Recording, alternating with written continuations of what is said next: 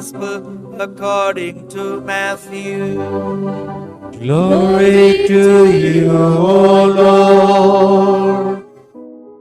At that time, when Jesus came into the district of Caesarea Philippi, he asked his disciples, "Who do people say that the Son of Man is?" And they said, "Some say John the Baptist, others say Elijah, and others Jeremiah or one of the prophets." He said to them, "But who do you say that I am?"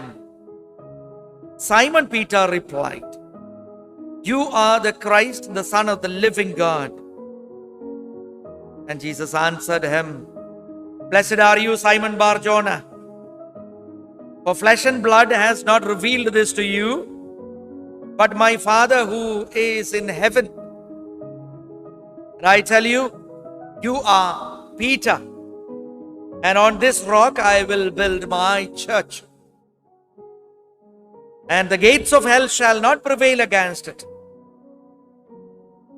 I will give you the keys of the kingdom of heaven, and whatever you bind on earth shall be bound in heaven, and whatever you loose on earth shall be loosed in heaven." The Gospel of the Lord. Praise to you, Lord Jesus Christ. On this feast day, we listen to the first reading from the Acts of the Apostles, the experience of Peter walking into the temple after Pentecost experience. In their daily living, the routine that they always had, going to the temple to worship, then they would gather together in homes to share the meal. And here is Peter working that miracle of healing the cripple. Peter is saying, "I have nothing with me, no money, but I'll give you what I have.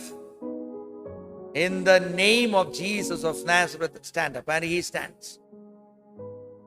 It is not a one-time incident in the life of Peter or the apostles or the Christian world.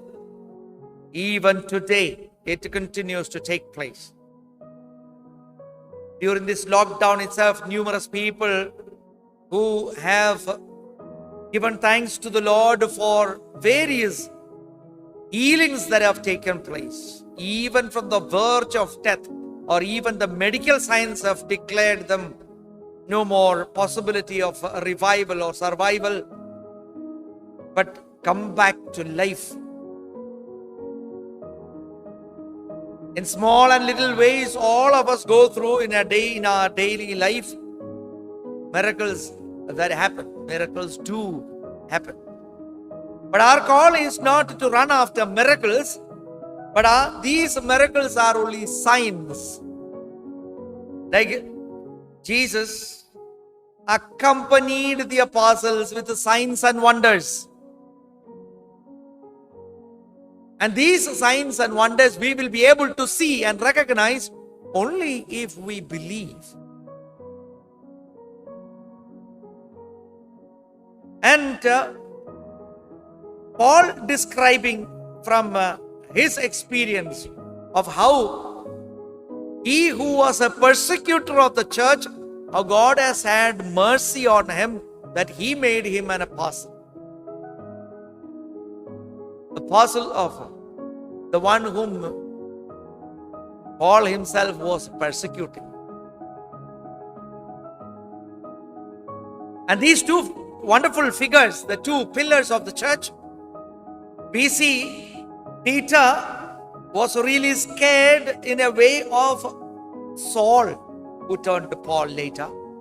When the early Christian community grew, Peter, at the hem of this whole new movement that was taking place in the whole Christian world, in the small community, there was this fear of this man called Saul, who was persecuting, who had permission to arrest Christians.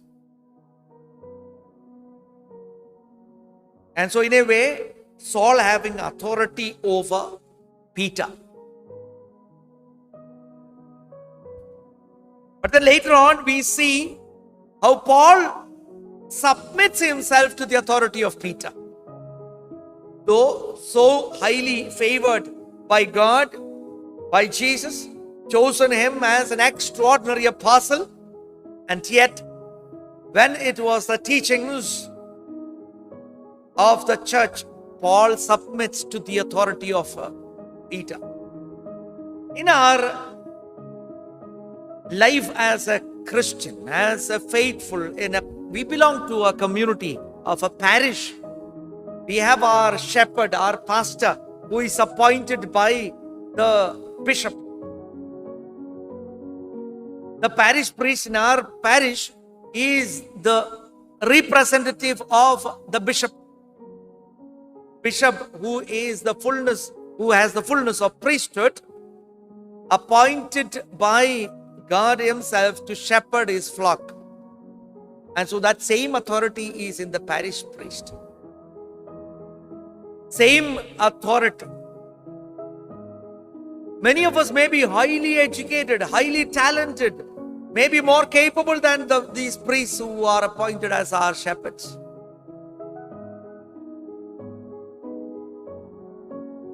There may be the parishioners who are more capable of preaching the word of God, more capable than the parish priest himself in organizing things. Multi-talented people may be there. But God chose him to be the shepherd. God chose Peter, who is a fisherman, and made him a fisher of men. God chose the one who was persecuting the church. Saul chose him. The choice of our shepherd is of God, not of anybody else, not human criteria. When we look at the human criteria, we will begin to grumble against our priests. Oh, that priest is better. This priest is not capable. We will have many comparisons that we have. That's all human criteria. God doesn't work according to the human criteria and calculations and judgments. What are we given these priests for? We are given these priests for the grace of God, for the celebration of sacraments, that God's grace through the sacraments, through the ministerial priesthood, reaches to his people. And for this, God chose the weak. Jesus could have chosen Caiaphas or Herod, the political authority, to be his apostles, but he did not choose them. Gamaliel, a great teacher of the law, was there at that time, who was a teacher of Paul himself. He was not the one chosen. Nicodemus, Joseph of Arimathea, wonderful people, holy people. They were not the apostles chosen. The tax collector, Matthew. The fishermen, Peter, James, and John. Andrew. Ordinary people. For what? For grace of God to be flowing into the people of God. Look at the Old Testament. God chose Moses not out of his great abilities. He was a stammerer. He felt himself so small. He was a murderer. But God chose him. Choice is of God. Who are we to question the choice of God? What do we need? Grace of God. If God has chosen and placed a very useless priest in the parish of ours, where not a single priest survived happily. God chose an ordinary, not an intellectual, always failed in the examinations, a useless fellow. Out of the compassion of the professors, since he was a good at heart fellow, they ordained him and sent him to this particular place, because no priest survives there. Maybe some of our parishes have got such experience. In some parishes, no parish priest survives for long, because the parishioners are more capable than the priest. No criteria of our human thinking. We drag in political authorities in our criteria. We drag in human authorities in our criteria. We drag in human judgments. And then we will begin to. How many of us so easily will begin to compare people, compare priests? And worse still, if we also consider, maybe begin to discuss negative on streets, on marketplaces. Maybe some of us are experts in writing, and we will begin to write into social media. Mind you, you're not writing against that priest, you're writing to the one who has appointed him as a shepherd to send his grace. And we turn that instrument whom God has placed to bring his grace into us, we turn them, we criticize, we reject, we abuse. What are we doing? And that's why the Lord at one moment wanting to know how the people are reacting to the situation, what Jesus is doing. In the gospel that we listen to, he's asking the apostles, what are the people saying about this Son of Man?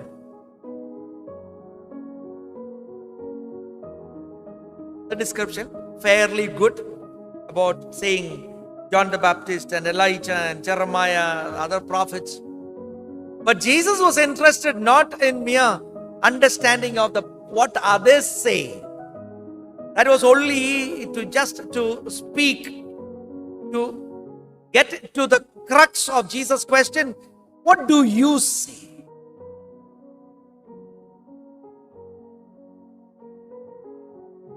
If you recognize Christ, if you accept Christ, if you believe in Christ, if you believe in the church that is instituted by Jesus Christ, when Saul was going on his horseback to arrest the people in Damascus, when he was thrown down from the horseback, the conversation between Saul and Jesus, when Saul asked, Lord, who are you?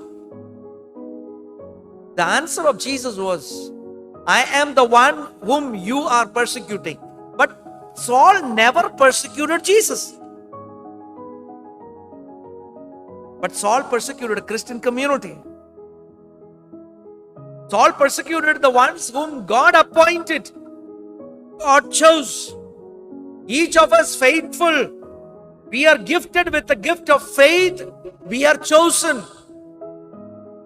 And so if a chosen one is rejected or is spoken ill of, is dealt badly with, manhandled. Some of us reach to such a stage of even manhandling priests. I am not saying this because I am a priest. I am saying this not for frightening you, but I am saying consequences. Not human criteria, it is a divine criteria. Keep your hands off them. Keep your words off them. Let not your tongue be used to speak against your priests, your parish priest, your pastors. They have left their homes. They may have their weakness. They may have their problems. They may not be the great orators or preachers. But still, whose choice, whose anointing? It is of Jesus Christ, nobody else. He says, when Peter acclaimed, you are Christ, the Son of the living God, the answer of Jesus is, blessed are you, Peter, Simon. It is not flesh and blood. It is not the flesh and blood that has appointed. It is not your election that has appointed your priest, anointed your priest. It is not democracy that is appointing your priest or given the authority of the priesthood of Jesus Christ. It is not democracy. It is not that 1,000 of you are agreeing to anoint. No. It is a choice of God. It is the Spirit of God. And so you have no power. Do not touch my anointed ones, is God's words. If he has got weaknesses, he will be answerable to him. If he has not lived faithfully his life of consecration, he has to answer. Or he has got the rightful authority if there are serious concerns. Let those in authority, the provincial or the bishop, they have their authority over them. Lest we will find ourselves fighting against God. Our voice is lifted up not against them, against God. It is not flesh and blood that has revealed this to you, but the Father who is in heaven. And so this appointment of authority also is of the Father.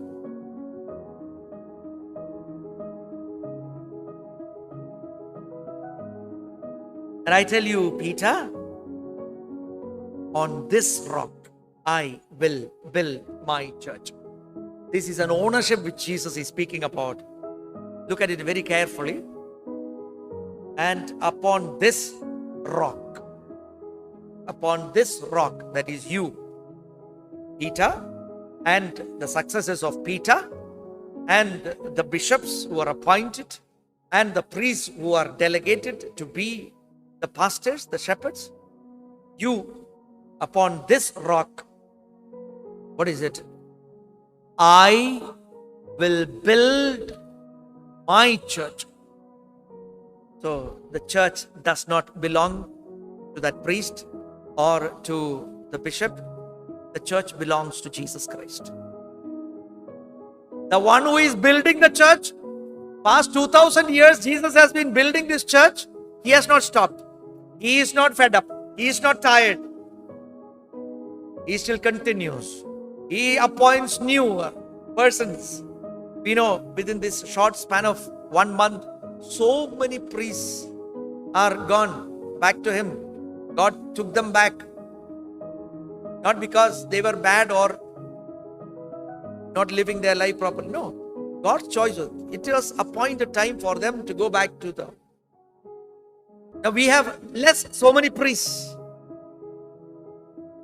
Which means less so many channels for grace of God to come into us.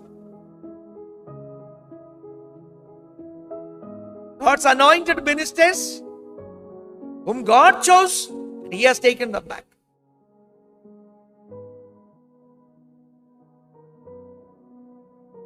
The church belongs to Jesus Christ. I will continue building my church.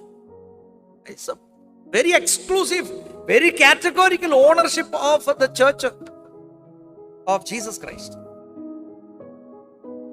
And so tomorrow somebody comes and tells you, oh, this Catholic church, oh, that has got, they are like this, and this priest has made a mistake, this bishop has made a mistake, and therefore this is wrong. Let us start something else. That is not the church of Jesus Christ. That is built on human criteria. Nothing shall prevail against this. That is what he says. The gates of hell shall not prevail against it. Satan has been working against the church for 2000 years. He has not succeeded. He may have succeeded in taking away one faction of people from there. But the church, he has no authority to touch. And he will never touch. Nothing will prevail against.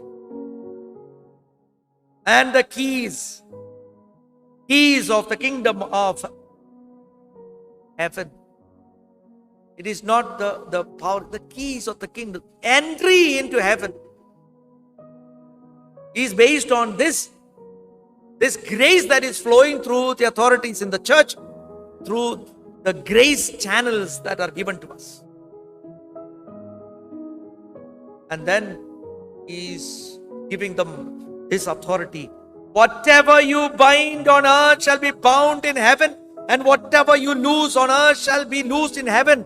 And when challenges, difficulties, bondages that are there, where do we run to? Oja or tantra, mantra. Don't turn anywhere. It will only complicate worse the situation. The power is there to unbind in the church. Turn to the church. Not the criteria of our judgments. No. The way the Lord wants. And we come to the church, Father, I'm in this bondage, free this. But we from within are not ready to change our ways of living. We are not ready to amend within, but we want the bondages to be removed. That is not. We have also a responsibility to make amends with our life when we turn to the Lord. Come to the church. My dear brothers and sisters, on this solemnity, let us seek the grace through the intercession of Saints Peter and Paul, the mighty pillars of the church, that the atrocities that today the church is being targeted, the church being attacked in various ways, tarnished in various ways. Let us implore God more and more grace, that we may depend on His grace rather than human criteria. That we may turn to the grace that is flowing from the altar, from the sacraments, rather than the power and the protection and authority which the world can give. That these two mighty apostles will lead us into the right place, right source of strength and grace. Let us ask for the grace to live by our faith and to trust in the grace that is flowing through the church into each of us. In the name of the Father, and of the Son, and of the Holy Spirit. Amen.